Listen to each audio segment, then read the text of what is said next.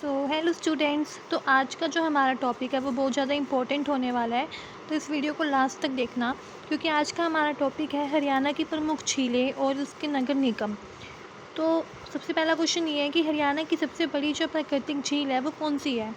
तो हरियाणा की सबसे बड़ी प्राकृतिक झील है दमदमा झील, और ये कहाँ पे स्थित है? गुरुग्राम में। दमदमा झील के बारे में हमने पहले ही पढ़ा था, तो अब हमें ये भी पता चल रहा है कि गुरुग्राम में है।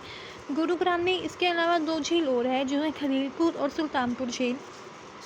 जैसा कि हम देख रहे हैं कि सुल्तानपुर झील हमारी फरूखनगर में है और खलीलपुर झील हमारी सोहना में है। तो एक ही क्वेश्चन में बहुत सारे क्वेश्चंस कवर होंगे, इस वीडियो को लास्ट तक देखिए। तो सेकंड क्वेश्चन है, हरियाणा में सर्वाधिक प्रवासी पक्षी किस झील में आते हैं। तो इसमें एक क्वेश्चन है कि जो हरियाणा के सर्वाधिक प्रवासी पक्षी होते हैं, जो एक स्थान से दूसरे स्थान पर घूमते रहते हैं, तो सबसे ज़्यादा किस झील में आते हैं, तो वो झील है सुल्तानपुर झील। अभी हमने पढ़ा कि सुल्तानपुर झील फरूखनगर में है, गुरुग्राम के। देन हरियाणा में सर्वाधिक पर्यटन किस झील को देखने आते हैं। जो लोग बहुत ज़्यादा घूमते हैं, एक स्थान से दूसरे स्थान पर चीज़ों को देखने जाते हैं, तो सबसे ज़्यादा किस झील को देखने आते हैं, तो वो है बड़खल झील, जो कि फरीदाबाद में स्थित है। अब मैंने कहा था कि एक ही क्वेश्चन में बहुत सारे क्वेश्चंस कवर हो रहे हैं। तो जैसा कि इसमें आप देख सकते हैं कि फरीदाबाद में बड़खल झील के अलावा 3 झील और है, जो है सूरजकुंड झील, सोच झील और बड़वाड़ी झील। तो जो सूरजकुंड झील है इंपॉर्टेंट है, इसका जो निर्माण हुआ था वो था 10वीं शताब्दी में। उसके बाद ऐसा माना जाता है कि जो ये सूरजकुंड झील है वो सूर्यदेव को समर्पित एकमात्र झील है, और इसके निर्माता सूरजमल है। ठीक है, तो ये हमारे 3-4 क्वेश्चन यहाँ पे कवर हो गए। उसके बाद फोर्थ क्वेश्चन हमारे पास आता है, हरियाणा सिंचाई विभाग द्वारा 1947 में बाढ़ की समस्या व भूमि का कटाव को रोकने के लिए किस झील का निर्माण किया गया। तो 1947 में भूमि कटाव की समस्या और बाढ़ को रोकने के लिए जिस झील का निर्माण किया गया था वो है बड़खल झील, जो कि फरीदाबाद में है। उसके बाद हरियाणा में किस झील पर बसंत ऋतु में फ्लावर शो का आयोजन किया जाता है। तो जो बड़खल झील है वहाँ पे बसंत ऋतु में फ्लावर शो का भी आयोजन किया जाता है, और 1980 में बर्निंग ट्रेनिंग नामक मूवी के गाने की शूटिंग भी इसी के किनारे हुई थी, ये माना जाता है। ठीक है, तो ये इंपॉर्टेंट है बड़खल झील। आप लोगों ने देख लिया कि बहुत सारे क्वेश्चन में बड़खल झील आ रही है। सबसे पहले हरियाणा में सर्वाधिक पर्यटक किस झील को देखने आते हैं, वो भी बड़खल झील को देखने आते हैं। उसके बाद फ्लावर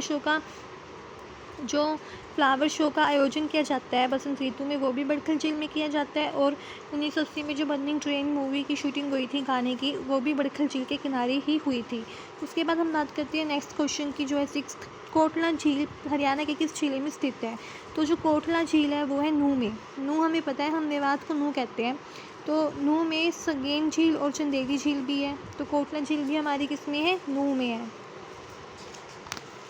उसके बाद सरस्वती की 7 नदियों का मिलन स्थल हरियाणा के किस झील को कहा जाता है। ये इंपॉर्टेंट है कि जो सरस्वती की 7, ऐसा माना जाता है ना कि 7 बहनें होती है, तो सरस्वती की 7 नदियों का मिलन स्थल हरियाणा की किस झील को कहा जाता है, तो वो है सन्निहित झील, जो कि कुरुक्षेत्र में है। कुरुक्षेत्र में ब्रह्म सरोवर भी है, सबको पता है।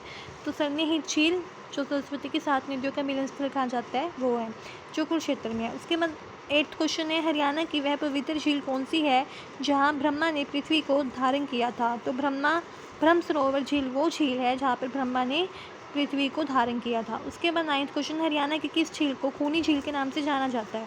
तो ये बहुत इंपॉर्टेंट है। खूनी झील को बड़वाड़ी झील भी कहा जाता है। इसकी एक ट्रिक है, अगर हम किसी भी अपने कहीं भी हम अगर कुछ डालते हैं तो वहाँ से खून आता ही है। तो हरियाणा की किस झील को खूनी झील कहा जाता है, तो वह है बड़वाड़ी झील। उसके बाद हरियाणा की किस झील में स्नान करने से भटकती और दुखी आत्मा को शांति मिलती है, तो वो है सन्निहित झील। ठीक है, उसके बाद नेक्स्ट क्वेश्चन है, बड़खल झील चारों ओर से कौन सी पहाड़ियों से घिरी हुई है। तो हमने पहाड़ियाँ करी थी, अरावली पहाड़ियाँ और एक और थी।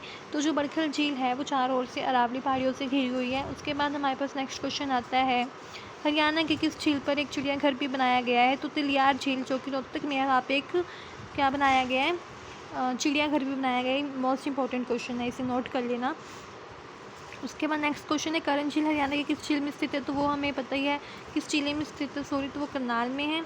चक्रवर्ती इसका निकनेम है करनाल का। ठीक है, उसके बाद टेकताल झील हरियाणा के किस जिले में स्थित है। पंचकुला में टेकताल झील है। उसके बाद बुलबुल झील हरियाणा के किस जिले में स्थित है, वो है जींद झील।